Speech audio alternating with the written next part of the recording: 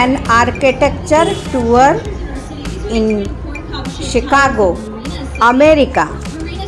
नमस्कार दोस्तों, मैं हूं अनीता, आपकी दोस्त, और आज मैं इस वक्त शिकागो के नेवी पियर या मिशिगन एवेन्यू में मौजूद हूं।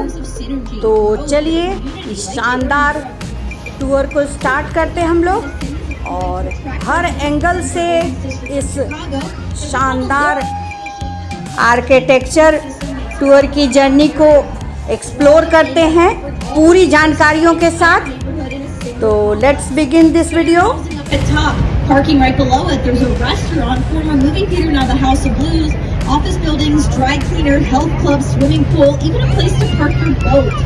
Everything you could possibly need all in one place. It was like a city within a city, an introvert's paradise, and it was super successful in bringing residents into the Loop area. Now, Marina City was meant to bring people in, but you might suspect that this short, stocky building to our left is meant to keep people out. It's 55 West Wacker. It's a prime culprit of brutalism style architecture. In general, brutalist architecture is made with heavy, raw, industrial materials and small, dark windows. The concrete is usually a dead giveaway. It expresses moral seriousness. It's guised as a fortress, which is why you'll oftentimes find brutalist buildings in places like government, educational buildings, courthouses, and jails. In contrast, check out this beautiful blue glass and white granite building next door. I want you to draw your eye all the way up to the top of the building, where you see that triangle shape lit up. It sort of looks like a Greek or Roman style temple, perhaps the Parthenon. So this is 77 West Wacker. Now, though it was built in the early 1990s, it's meant to embody the style of the classics. This type of architecture is known as neoclassical. It's paying tribute to both the old and the new. Now, obviously, we can see lots of people out enjoying our lovely Chicago Riverwalk on this lovely Saturday night. The Riverwalk's a fairly new addition to the city. It began to take shape around 2001 with the reconstruction of Wacker Drive, which is that curving road right along the river here. And it was meant to tie together the Loop to the River North area. So the Loop over here to the River North area over here, meant to tie them together and create a second shoreline over a mile long to lure people down to the river and raise people's personal interest in the river water quality. So we've added a bunch of different amenities from kayaking, fishing, performances, dining. Seems like everyone's getting married today along the river. All contributing to the success of Mission. Get people down to the river, make people care about the quality of the water. This next building over on the left is the Builders Building, and it's a great example of respecting our architectural heritage of Chicago. The left part of the building represents the architectural style of the later 1920s. Then you'll notice a little break on the building where the rest of the building was added in the 80s on the right. Roof was also added in the 80s. Notice how they use modern materials and styling to complement the historical part of the building so that the original building and the added annex seem to exist in perfect harmony. Again, respecting that architectural heritage. Now, if our Builders Building was caught in time and our revivalist and neoclassical buildings are under what is pretty swampy soil.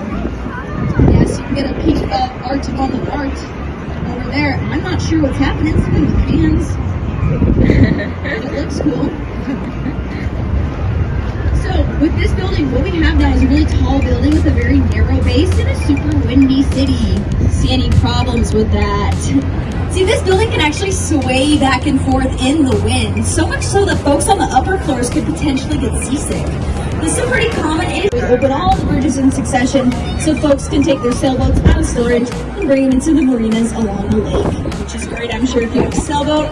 Not awesome if you find yourself driving through the city on one of those days. Now we're heading back to the Wolf Point. We're going to take a little trek down the south branch of the river. As we do, I want you to check out this tall building right in front of us. It has kind of a wire V-shaped base. So this is 150 North Riverside. It was completed in 2017, designed by Getch Partners. There's some really cool structural gymnastics going on with this one. Now, it's pretty common for a tall building to have a wide site. It was built in 1898, but at that time it didn't have light lift like this. It didn't have any windows because it was originally built to be a freezer warehouse for raw meat. See, from about the Civil War to the 1920s, Chicago slaughtered and exported more pork and beef than any U.S. city. We're very affectionately known as the hog butcher to the world. So they'd bring barges of beef from the cattle stockyards on the south side, dump them into this freezer, then we'd load them onto refrigerated train cars to be shipped across the country. Well, the meatpacking business went away in the 70s and they converted this building into condos. It took about 3 months to thaw it out. And when workers went to cut through the wall to make windows, they discovered that the walls had actually been for many, many years. This river was nothing more than a toxic dumping ground for any kind of sludge Chicagoans didn't want. So, meatpacking carcasses, the river, industrial runoff, the river, raw sewage, put it in the river. Obviously, this wasn't sustainable as the river was feeding directly into Lake Michigan, which is where we were getting our drinking water. So by the 1800s, disease was just running rampant. We were known as the cholera capital of the world in the 1880s, which is not great.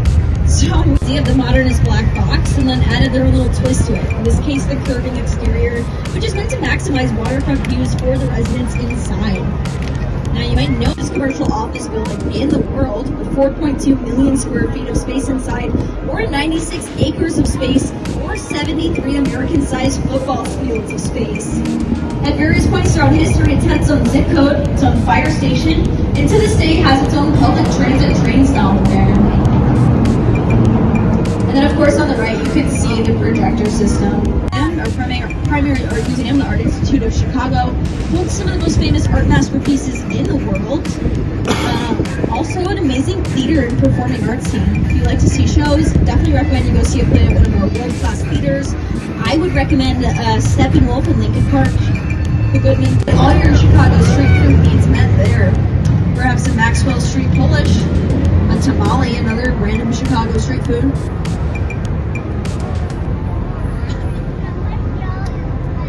Dealt with that. One word, legs. They bolted the third floor with these giant tripod-like legs to comply with river building requirements. Now this next tier is the buildings. All the way up at the top of the building, don't worry, you can't see it. There are 12 giant tanks holding 160,000 gallons of water.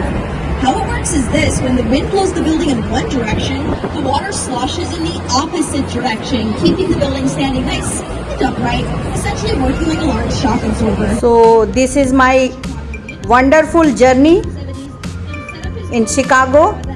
I hope you also like and enjoy this journey. Thanks for watching my video. Bye bye friends. See you in next video.